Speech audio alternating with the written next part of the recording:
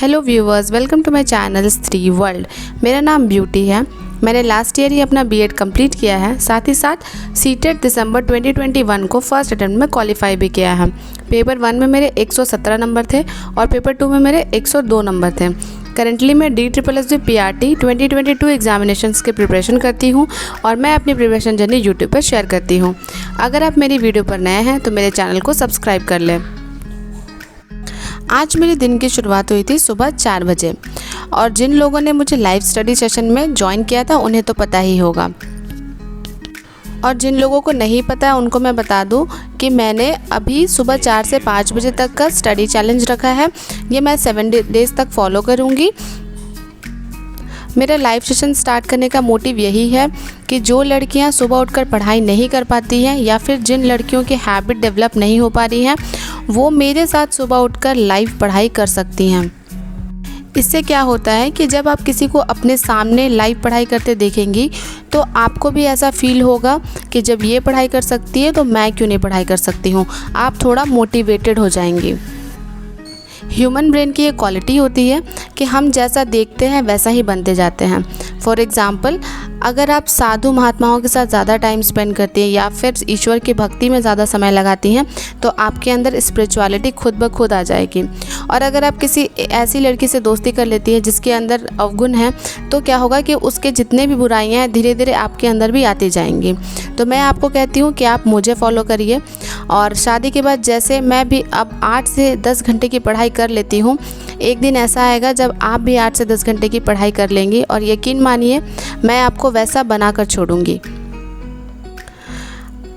यहाँ देखिए, मैंने लगभग 2.5 घंटे की पढ़ाई पूरी कर ली है और इसके बाद अब मैं सीधे चली जाऊँगी किचन में खाना बनाने के लिए।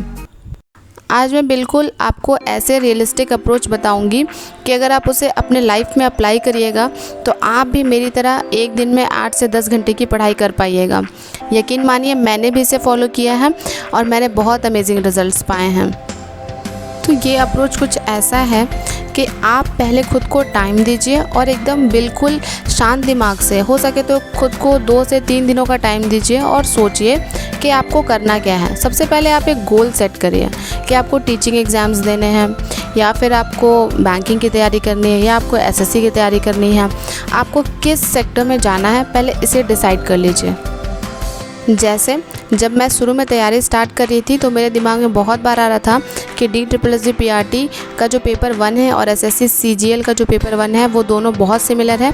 और पहले मैंने SSC CGL क्वालिफाई भी किया है, मैंने मेंस का एग्ज़ाम भी उसका दिया है, तो मुझे लग रहा था कि मैं दोनों की कंबाइंड स्टडी करूं। लेकिन फिर मैंने अपने दिमाग को शांत किया और एकदम बिल्कुल ध्यान से सोचा और मेरे अंदर से एक वॉइस आई कि नहीं, मुझे बस टीचिंग एग्ज़ाम्स की तैयारी करनी चाहिए। तब फिर मैंने क्या किया कि SSC CGL को छोड़ दिया और मैंने बस टीचिंग एग्ज़ाम्स की तैयारी शुरू कर दी। तो इसी तरह आप भी पहले अपने दिमाग को शांत करिए और सोचिए कि आखिर आपको करना क्या है। जब तक आपके पास एक गोल नहीं होगा आप पढ़ाई कैसे स्टार्ट कर सकती हैं। आपको पता तो होना चाहिए ना कि जो आपको अचीव करना है उसका सिलेबस क्या है, उसमें कौन कौन से सब्जेक्ट आते हैं और उसमें कहाँ तक पढ़ाई करनी है और किस लेवल के क्वेश्चंस आते हैं। तो इसका फर्स्ट स्टेप यही है कि आप कोई गोल डिसाइड करिए और जब अपना गोल चूज़ कर लेती हैं तो उसके बाद फिर आप उसके सिलेबस को बिल्कुल ऑफिशियल साइट से जाकर देखिए और उसको एक कॉपी पेन लेकर लिख लीजिए कि सिलेबस क्या है, उसमें कौन कौन से टॉपिक्स हैं। सारे टॉपिक्स को अच्छे से अपने पेपर में उतार लीजिए। उसके बाद आप उस एग्ज़ाम के प्रीवियस ईयर पेपर्स देखिए और हो सके तो एक पेपर को सॉल्व करके देखिए और सॉल्व करके देखिए कि आप हैं कहाँ पे, कट ऑफ कितना जाता है और आपके मार्क्स कितने आ रहे हैं। जैसे जब मैंने DSSB PRT एग्ज़ाम को चूज़ किया था तब फिर मैंने क्या किया कि सबसे पहले मैंने उसका एक मॉक लगाया और उसके बाद मैंने एनालाइज़ किया कि मैं किस लेवल पर हूँ और कट ऑफ कितना जाता है। तो ये जो है इसका सेकंड स्टेप है। थर्ड स्टेप बताने से पहले मैं आपको बता दूं कि आज मैंने एक्सरसाइज किया था और मुझे एक्सरसाइज करके बहुत अच्छा फील हो रहा है। और देखिए लगभग मैंने आज भी 400 कैलोरीज बर्न किए हैं। चलिए इसके थर्ड स्टेप पे चलते हैं। तो इसका थर्ड स्टेप ये है कि जब आपने पूरा एनालाइज कर लिया कि आपका कौन कौन सा सब्जेक्ट वीक है और कौन अच्छा है, और कभी कभी ऐसा हो सकता है कि आपका सारा सब्जेक्ट ही वीक हो, तो उसमें खुद को प्लीज़ परेशान मत करिए। ये बहुत लोग के साथ होता है कि आपको मॉक दें और आपके सारे सब्जेक्ट में जो है मार्क्स ख़राब आए। तो तो उस वहाँ पे आपको क्या करना है, आपको हताश नहीं होना कि मेरे तो सारे सब्जेक्ट में मार्क्स ख़राब आ रहे हैं, मैं ये नहीं कर पाऊँगी। पहले ही डीमोटिवेटेड मत होइए। अगर आप बहुत दिनों के बाद कोई एग्ज़ाम देंगी तो आपका हैबिट अगर छूटा हुआ है तो आपके हर जगह मार्क्स ख़राब ही आएंगे, अच्छे तो नहीं आने वाले हैं। और इसका 4th स्टेप ये है कि आप अपने गोल को छोटे छोटे पार्ट्स में डिवाइड कर दीजिए। जैसे मैं आपको बताती हूँ कि जब मैंने DSSB PRT का मॉक दिया था तो उसमें मेरे जीके में बहुत ख़राब मार्क्स आया था। जीके में मेरे सिर्फ 5 नंबर आए थे।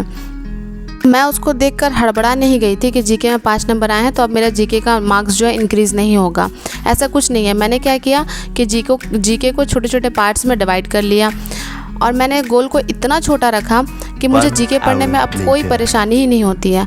मैंने एकदम गोल को बिल्कुल छोटे फॉर्म में कर दिया कि मैं हर दिन केवल 3 पेजेस क्राउन पब्लिकेशन के बुक से पढ़ूंगी। और फिर ऐसे करते करते जो है मैंने पॉलिटी कंप्लीट किया, फिर मैंने ज्योग्राफी और अब मैं हिस्ट्री कंप्लीट कर रही हूँ।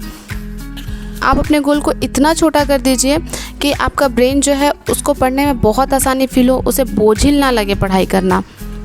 हो सके तो आप केवल एक सब्जेक्ट से शुरू करिए। जैसे मैंने भी एक सब्जेक्ट से शुरुआत करी थी। मैं सिर्फ स्टार्टिंग में मैथ्स पढ़ती थी और मैंने लगभग 1 महीने तक मैथ्स को बहुत बनाया। और फिर जब मैंने मैथ्स पढ़ा तो धीरे धीरे मेरे अंदर कॉन्फिडेंस आने लगा। उसके बाद फिर मैंने इंग्लिश, फिर जीके वगैरह सब पढ़ाई करना स्टार्ट किया। तो आप ये कर सकती हैं कि अगर आपको टफ़ लग रहा है पढ़ाई करना तो जो सबसे इजी सब्जेक्ट आपको लगता है, जैसे किसी को हिंदी इजी लग सकता है तो आप हिंदी से शुरुआत करिए। किसी को मैथ्स इजी लगता होगा तो आप मैथ्स से शुरुआत करिए। इतना आसान रखिए टॉपिक को कि आपका ब्रेन आपको मोटिवेट करे कि हाँ चलो बहुत इजी है, चलो इसको पढ़ाई कर लेते हैं। पढ़ाई के आवर्स भी मैं आपको बता रही हूँ स्टार्टिंग में बहुत छोटे रखिए। शुरुआत में शुरू दिन ही मत सोचिए कि आपको 8 से 10 घंटे की पढ़ाई करनी है।